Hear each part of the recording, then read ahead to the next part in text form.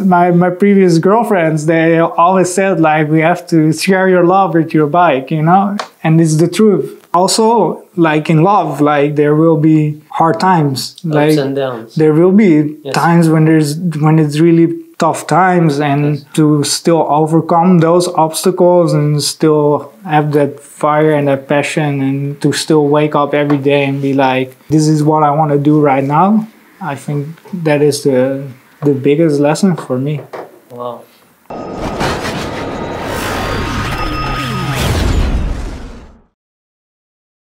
Hello, welcome to Freestyle Tactics, where you can learn all about the secrets, tips and techniques of the pros so you can take your own riding and life to the next level. Last month, I was honored to have Dez Maarsen invite me to his place near Amsterdam in the Netherlands for an incredible and epic interview. We talked about his passion for BMX, and it was so refreshing to see that his passion and his fire is still vibrant. Even though for all these years, he's kind of been a sort of the underdog in this game. And it was so awesome to see that with such a positive mindset, he succeeded in building a successful career over the years, even though he never got the result he truly deserved. However, as you're about to see, sometimes passion is stronger than everything. No matter what you do, this can drive your life. It can still bring you to the top on a different path when you have the right state of mind. And if there is one lesson you can take away from this interview you're about to see, that's the one. If you like this interview, please comment, like, and subscribe. And also let us know in the comments what you want to see more of, as we're gonna bring you a lot more content over the next few months. Without further ado, this is Dez Maarsen. To get a bit of context for people that don't know you, I was wondering what kind of kid you were before finding BMX. Biking is very in the culture of the Dutch people. I remember one of the kids' dad in the neighborhood, he built a little ramp and we would stand on that. And at that point I have like the BMX, the really traditional one with the foam on the handlebars and everything. Around maybe like 12, 13, one of the kids in the neighborhood, I bought the first BMX like at the local bike shop. Walmart bike, like really cheap. But it had all the features, like it had the packs and it had the rotor so the bars could spin. We were also doing some inline skating because I borrowed my brother's inline skates, and we would go to like a local ramp and just try to fool around. And that ramp was like a half pipe. I don't know whoever built it. It was not rideable or skatable or anything. But we would just hang out there, and I remember we were also like playing Tony Hawk skateboarding, and there was a lot of BMX on TV. I remember the NERD clip with the Provider, and they were all riding BMX bikes. I remember seeing Flatland on Eurosport. I think it was some X game feature, and I see a guy doing pinky squeaks, and I was mind blown by this. Like, I couldn't get my head around how this was possible. I was really getting obsessed with the bike, so I saved a lot of money. I bought my first bike, which was a GT Performer. So happy I finally got this, and it didn't have like the 2-piece handlebar, but like a 4-piece handlebar, and super heavy. And I was such a small kid for my age. I couldn't do a bunny hop, anything. The bike was so heavy. Also around that time, I was really into judo. I did that maybe for 8 years, and I had the brown belt, and I was very competitive. I won a couple of national championships, and there was a really big judo school here that's like very famous here in Holland. And then I got into BMX, still doing both. And I remember that I was very small for my age. I was 14 around that time, and I was one of the youngest and smallest, and everybody was getting like muscular and heavier. I started not having so much fun with that anymore. I got into BMX, and also the first thing I really liked was just the freedom to not have to go to a judo class every Monday at 8 o'clock. Ride whenever you want to ride, and just freedom, no more parents around, and just having that independence. No structure. And then I remember I heard rumors about guys doing like FLATLAND in around here. And one night we were just cycling around town, and we right up to the station, and there was like a little corner with some marble floor, like covered in the middle of like January, I think. And there were 3 guys doing flatland,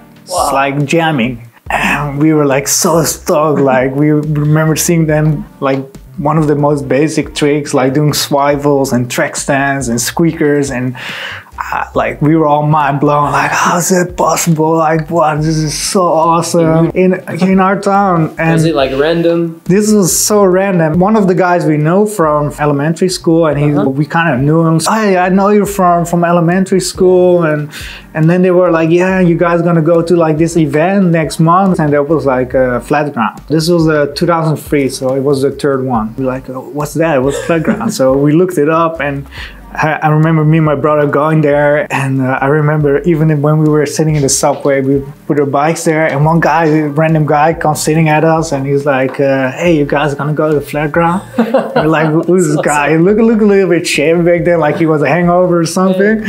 And he was like, yeah, I'm the organizer. And it was like Michiel, and he started Soul Cycle together with Koen, and they organized Flat Ground. Whoa, really?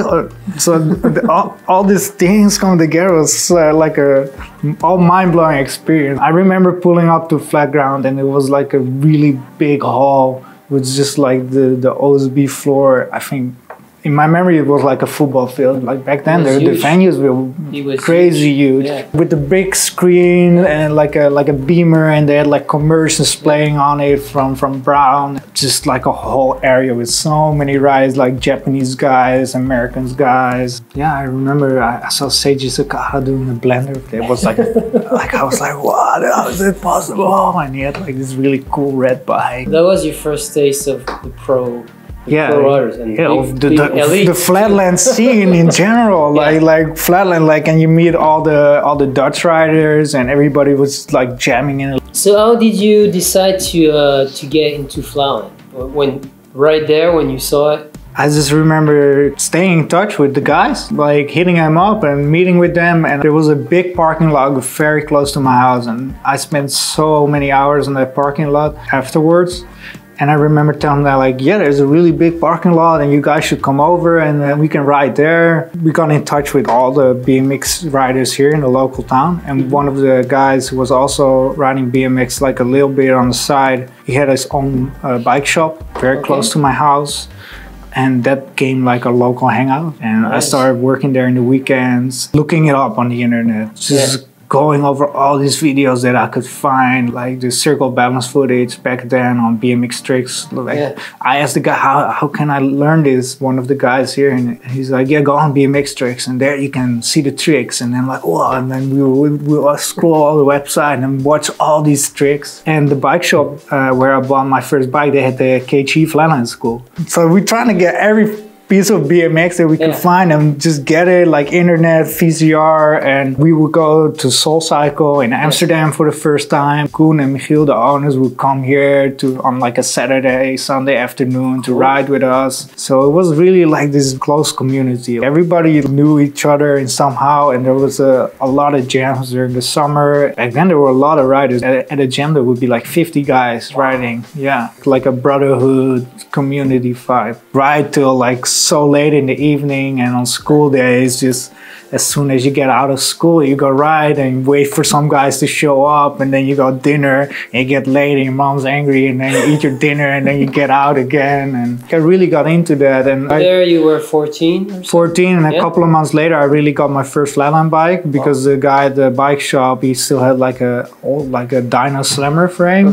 So it was a little bit late for that time, because you already had some newer models, but that was the first flatland bike. And I remember getting that bike, and the first day I got it, I finally learned like to do squeakers, like a first one-wheel trick. Before I could only do two-wheel tricks because the bike was too big and too heavy. First learned like my first one-wheel trick, like learning squeakers, and I remember like I was so excited, like this is amazing, I can finally learn these tricks. And It seems like there was a lot of emulation between everybody. It seems like you guys are really, you know, pushing each other and really emulating, you know. A lot of guys were young. So I was like 14. Everybody was like teenagers. There was like a lot of young kids like riding from my age. Everybody was like, they were riding, and there was a lot of events going on. And yeah, flat ground was definitely a big eye-opener, or not, but big factor to stay motivated also, because it was happening annually, just right after the winter. So even in winter times, we would crash garage and ride even in the cold, because you know, like, oh, February is flat ground gonna happen. So we were doing trips already really soon. I remember going to France to Circle K. I was maybe 15, and the guy from the bike shop where I worked at, he rented a van, and we would go with all the riders from here and just go there. And that was like a couple of weeks before flat ground. Then I remember the first time I ran flat ground, I entered flat ground, I entered like the expert group, and you still had Expert Master Pro. And I think maybe there were like 50 guys entering, and I rode so bad.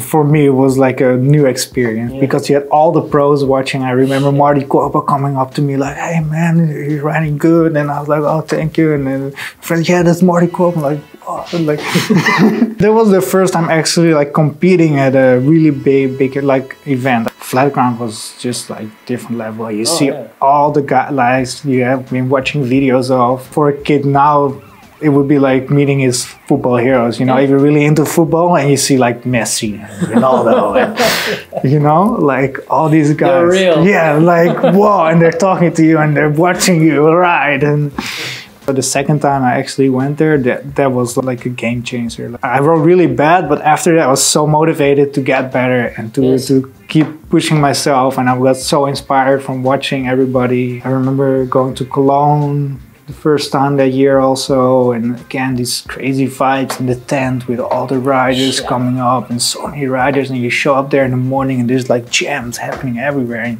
you see all these new riders you never seen on video, and riders you did see videos of. Yeah, it was a really crazy time for Flatland. I really got in the golden area of Flatland. That's the time I got into Flatland. What were your dreams back then? I wanted to be like one of the top riders, I guess. Yeah, I was already in your mind? Yeah, just getting better. Yeah, I would be thinking of like, oh man, I just want to learn these tricks and just get better, get better, get better. I was really focused on from event to event. So I would go to event and I would have these tricks, and then after that I see new tricks, get inspired and be like, oh, next event I need to learn new tricks, because I don't know, I want to show new tricks. And it was very natural flow actually. The flat ground like started the fire, and then you kept... and that kept going. Yeah, and then I remember going to Berlin City Games, and that was actually I think the first contest where I actually kind of rode good. And there was also a beginning of like Global Flat, and they posted my run online, and that's when I got a little noticed by the internet, and we weren't really making edits back then or something. We had a flat TV, so there were the DVDs. I remember I got a couple of clips in there, and then after that I was like, oh, I have to keep pushing myself, I have to show new tricks, and I have to impress the people. And that's cool. All right, let's get back in the present for a little moment. What gets you fired up?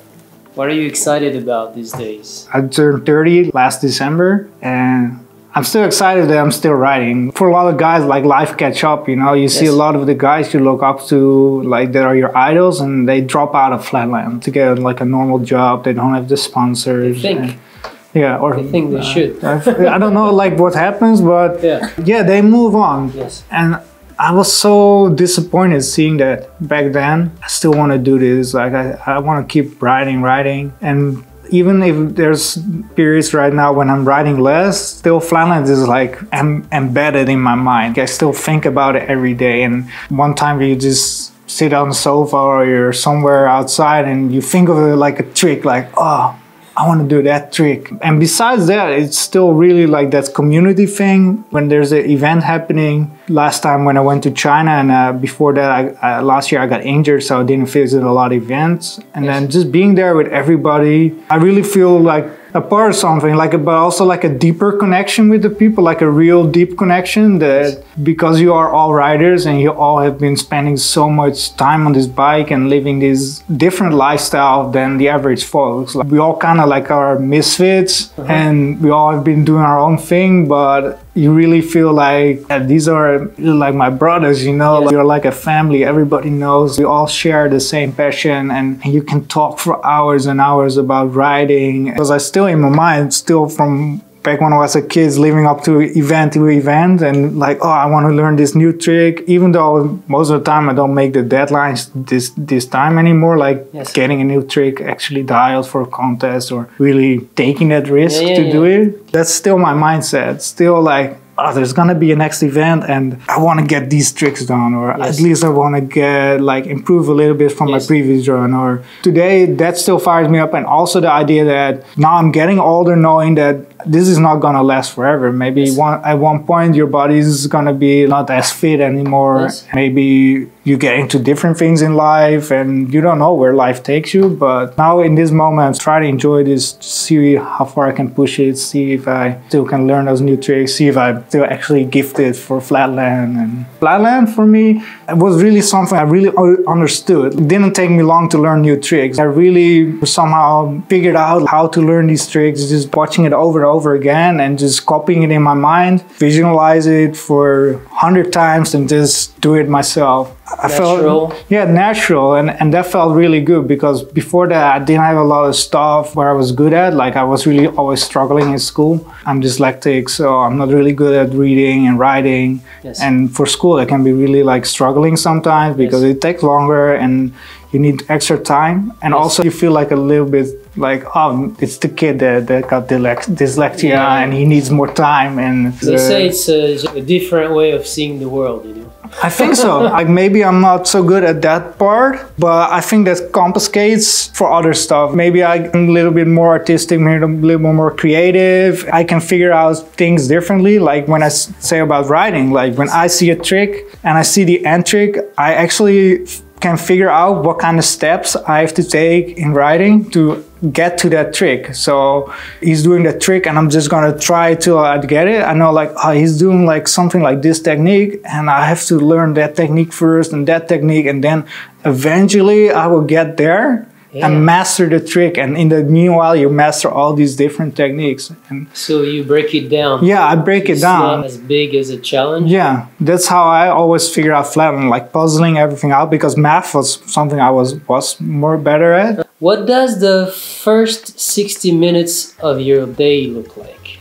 Do you have like a routine? Like something? Yes, since lately. Before, not always. I'm trying to get more routine, and most of the time I wake up at 8 and I do not snooze. Like, I put my phone outside my bedroom and I just have to get out. Like, there's no snoozing. So, is this something you used to do? No, I started doing this since last year. Okay. Yeah, I was actually always a little bit like more like a night guy. So I would like stay up late, sleep till late, and last year I was like, no, I have to, I don't know, get more routine, because getting a little bit older, I want to get like more out of my days, and also with writing, and there's other stuff going on. You see something on the social media like, hey, it's better to not snooze. So I'm like, okay, let's give it a try. So I'm always like trying new things, like I try to challenge myself. So I was like, okay, let's do this. So no more snoozing, waking up every day at the same hour, except for the weekends. So every day, 8 o'clock, no snoozing, get out, and then drink water and make a good breakfast. Like I really, these past years, I really have been focusing on nutrition. And lately now I started stretching every morning. Just do a little stretch routine. I don't know, search something on the internet. Actually, I found this professional skateboarder who used to be like a party addict, party animal, and he really like 180 turned his life around, like stop partying, stop drinking, and also start doing routines, start getting into nutrition, and he's been really good inspiration. Like, what's his name? Neen Williams. Yeah, so I saw this Vice docu about him turning his life around, like getting into nutrition, start doing workouts, because just like skateboarding, like BMX, you know, it's a freestyle sport, so nobody can tell you anything about what to do. And yes, who's gonna be doing stretching? Why you would go to the gym? Why would you watch your food, you know, like, and I used to be like that, like I would drink Coke every day, I would eat shitty food, fast food, whatever. I started getting more heavier and my riding wasn't that top, and then I got into nutrition and I was like, okay, it was working out, so. Yes. You felt the difference. I felt the difference. So I was losing weight again, and my energy level was up. When you're a teenager to like a certain age, you can go party every week and eat shitty food and drink Coke all day and sugary stuff. Like I used to drink so many like iced tea. Like every time I go riding, I didn't drink water before. Like I think I started drinking water when I was like 23. Like before that, I'd never drink water, plain water. I always drink some kind of soda. At a certain point, your metabolism is changing. Also, I enjoy doing so. I started reading like Men's Health magazine. I think I bought one first edition because there was an interview with a wakeboarder, Dutch wakeboarder, and I was like, oh, that's interesting. I think normally I wouldn't have bought it because I never was into fitness or anything, still not into fitness. But when I started reading that magazine, and there was so much info about nutrition and about what the athlete would eat, and also the bodybuilding fitness guys. But because you are a BMX rider, and if you really want to do good at the competitions, you really have to be doing all that stuff that actual top athletes do, like Olympic athletes, any kind of sports, and they got all the guidance. They have like a food coach and somebody like a nutrition guy. We don't get any of that, but I think since social media came up, people sharing that stuff actually help to, I think, like shift that around. Like people have now different perspective about taking good care of your body, eating good food, and started stretching every morning and see how that's gonna work out. Is it gonna benefit me? I want to get doing some body workouts. I used to do them, and then sometimes they go a little bit away. And because I haven't been really in the competition season for the past years, and I actually had like to take a whole break from all that because I had to write my thesis for my university. So like I took like maybe like felt like almost 2 years for me. It wasn't that much. I was still riding in the meantime, but really the competition minded, that was like on a little break back then. And also when I was not watching my food that much and was not exercising, you really feel how that affects you, like mentally in your body and everything. You feel the difference. I think that's the most important thing. Also, when I'm not doing, there's this voice inside me that's telling me like, yo man, get your act together again. Yo, stop drinking, get riding, get eating good, cook for yourself, no more takeouts, no more shawarmas in the middle of the night.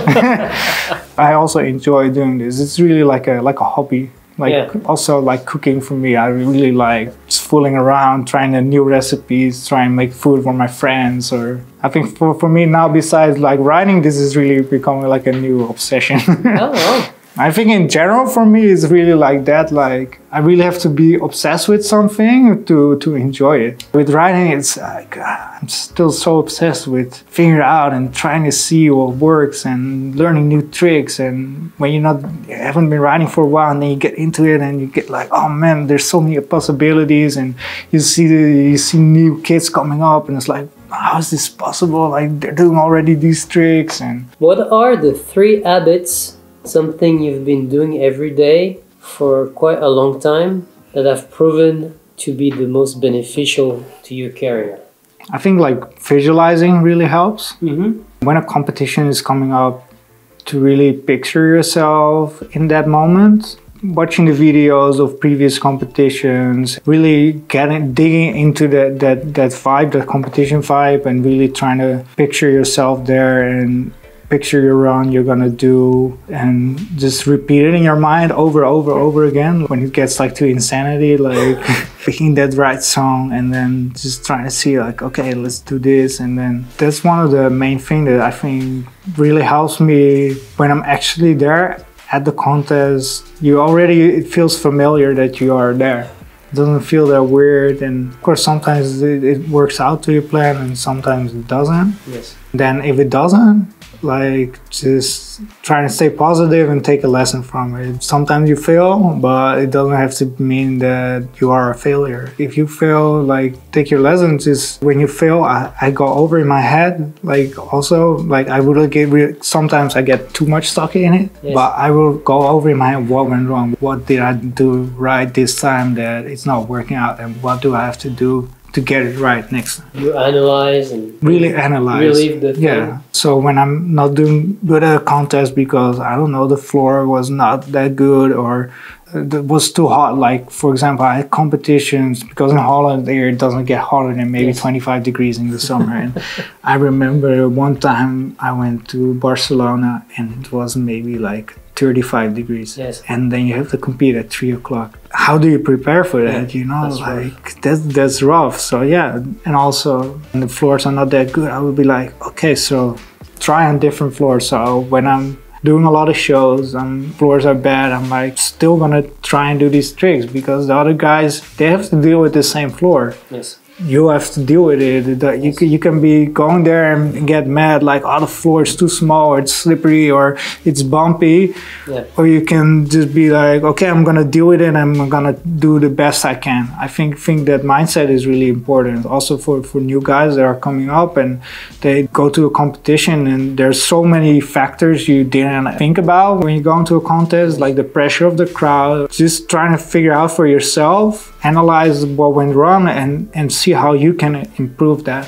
Yes. How you can actually get ready for that next contest. That's actually like life in general. Yeah. You will always be testing and analyzing and see how you can do it better next time, and it will always be like that. Never too prepared. Yeah, never. Life is one big lesson, and it's one big lesson of solving problems. I've never been too scared to fail, I guess. I've really always trying to really go for it. Okay, I'm just gonna go for it, and sometimes you fail, or sometimes you succeed in your own way, or sometimes it doesn't work out, but you still have a good time. Trying to see the positive side of things, trying to get the most out of the experience. If it's a lesson or it's an experience and a good memory in general. What are the set of not riding related tools you have used in the past to progress over the years? Yeah, nutrition, I think. Trying to figure out what kind of food is good for you. Like you are eating too much processed food. Try to challenge yourself to cook a whole meal and see how it works. Eating this kind of food or trying new diets. That's something that really helped me out. I mean, in the family, we don't have to do a lot of like athletics to be in shape. Mm-hmm. Actually, when I'm really doing all this stuff, it really helps to be fully focused on the nutrition. And I think the worst part is probably my stamina. I always had like a bad stamina. Energy? No, like the long term, competing a whole day. For example, like feed whole 3 days of competing. Eventually, when you are there in the final, you start Friday, you get Saturday another run, and then it's Sunday. Yeah.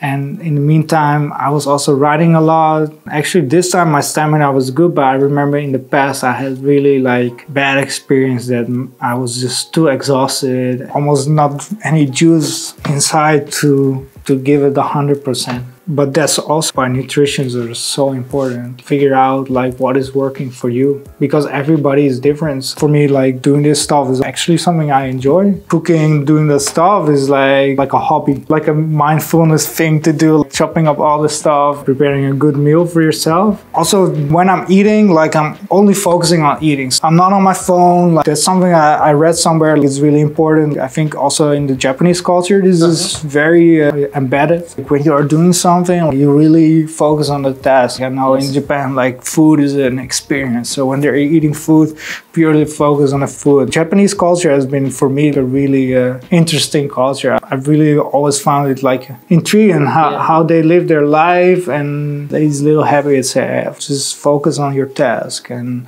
being polite. And I really try to, when I'm doing something, like really be in the present. Even sometimes, of course, your mind can be rumbling or whatever, but sitting on your phone and eating at the same time, I mean, you're not even enjoying both of the things, you know? Also spending lesser time on social media. I read some article that says like, sometimes social media is like the new zapping. Like when you're sitting on TV and just zapping to the next channel, catching yourself doing that, sitting there scrolling, actually not really doing anything and before I go to bed, like an hour before that, I put my phone on airplane mode, and maybe even earlier, and I don't know, just watch TV, watch an episode of my favorite show, or read a book. Just be completely blocked off, like airplane mode. No more messages coming, nothing coming in. Yeah. I want to see some of my friends. I want to see some riders riding and then get motivated, like, oh man, the guy's doing that new trick. And that's why, for me, social media was so much fun and learning new stuff. But now, just scrolling and not even being conscious about what's happening on the screen. Spending like less time on that and just being more present. When I'm traveling, or like even when I'm taking the train, just put in earphones, put in music, and just be zoning out, like being in my own world. Maybe it's better than just to be scrolling and getting all this useless information, and still your brain has to process it. You think you're not watching, but still your brain is watching it and it has to process it, and it's gonna be all messed up, and you are wasting your brain capacity for this instead of using it for something more important that matters.